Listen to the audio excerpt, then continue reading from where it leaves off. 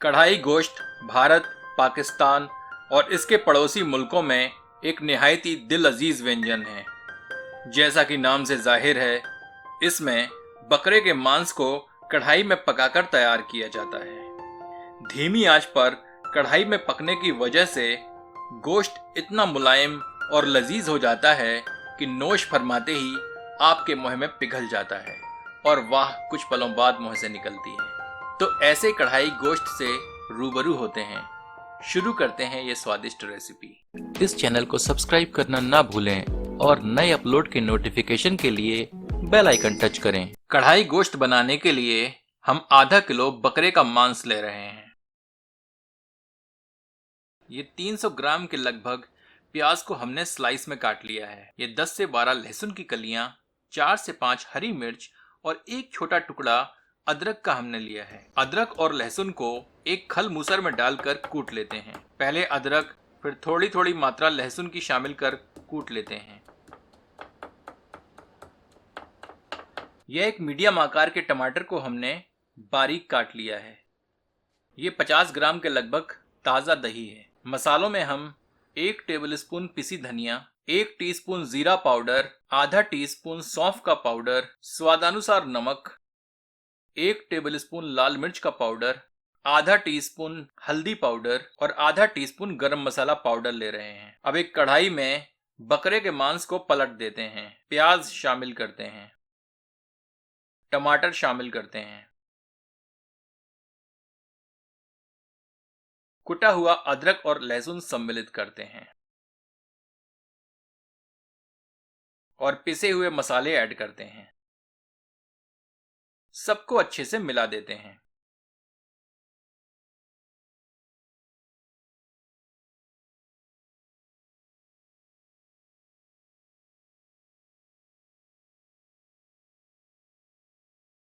इसमें 1 कप के लगभग पानी सम्मिलित करते हैं और एक बार फिर से मिला देते हैं।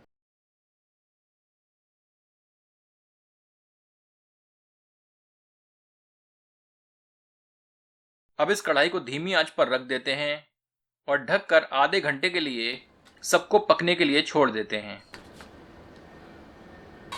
आधे घंटे बाद आप देखेंगे कि प्याज ने पककर बहुत सारा पानी छोड़ दिया है। आंच तेज करके इसे भूनते हैं और इसका अतिरिक्त पानी सुखा लेते हैं।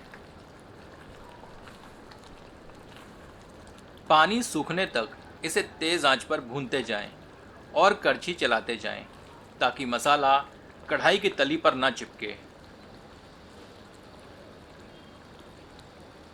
इसमें 1 टेबलस्पून कश्मीरी मिर्च का पाउडर शामिल करते हैं ताकि इसमें एक अच्छी सी रंगत आ जाए।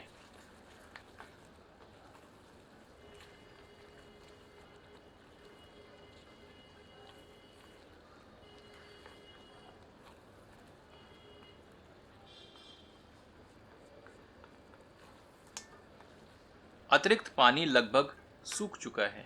अब इसमें आधा कप के लगभग पहले से गर्म किया तेल शामिल करते हैं। मैं सरसों का तेल प्रयोग कर रहा हूँ, पर आप कोई अन्य तेल भी प्रयोग कर सकते हैं।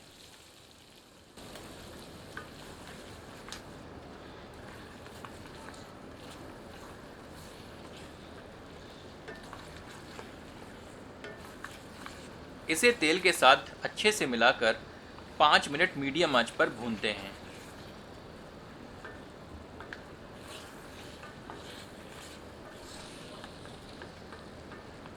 फिर ढककर 5 से 7 मिनट धीमी आंच पर पकाते हैं, पर बीच बीच में 1-2 बार स्टर करते हैं ताकि ये समान रूप से भुने भी और जले नहीं।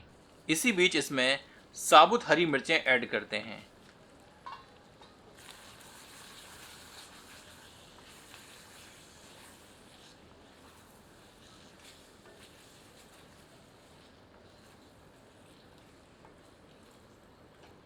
अब इसमें दही शामिल करते हैं।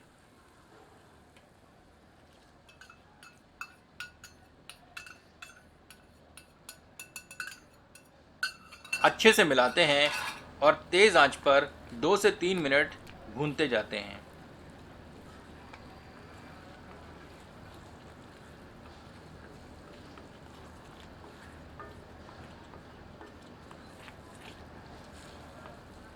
दही को तेज़ आंच पर भूनने से उसमें मौजूद घी अलग हो जाता है और इसकी खटास भी थोड़ी सी कम हो जाती है।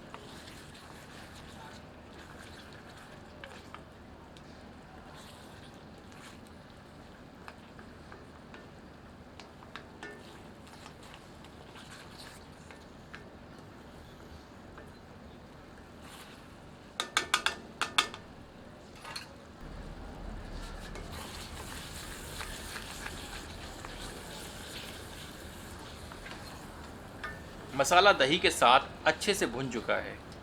अब इसमें 2 कप के लगभग पानी शामिल करते हैं, पर थोड़ा थोड़ा करके सम्मिलित करें और मिलाते जाएं ताकि आपको ग्रेवी का गाढ़ापन अपनी पसंद के अनुसार मिले।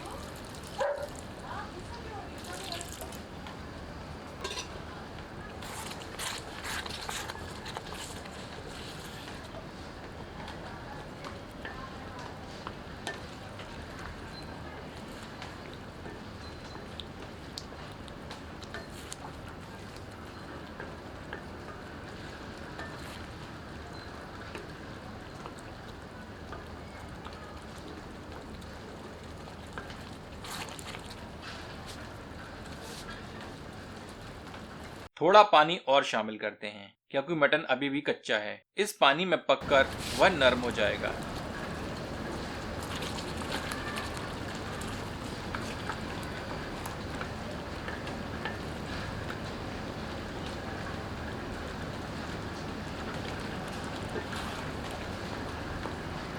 अब इसे ढककर 10 से 15 मिनट धीमी आंच पर पकाते हैं जब तक कि यह पूरी तरह पककर मुलायम नहीं हो जाता।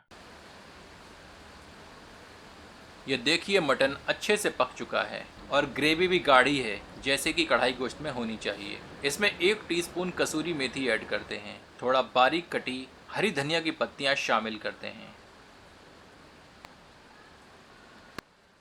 एक बार अच्छे से मिला देते हैं ताकि सारे जायके आपस में मिल जाएं। गैस बर्नर बंद कर देते हैं और इसे 10 से 15 मिनट ढककर छोड़ देते हैं ताकि इसमें उपस्थित तेल ऊपरी सतह पर आकर इसकी रंगत बढ़ा दे। चलिए इसे गर्मा गर्म सर्व करते हैं और थोड़ी सी धनिया की पत्तियों से गार्निश करते हैं। चलिए इसकी नज़ाकत का मुआयना करते हैं।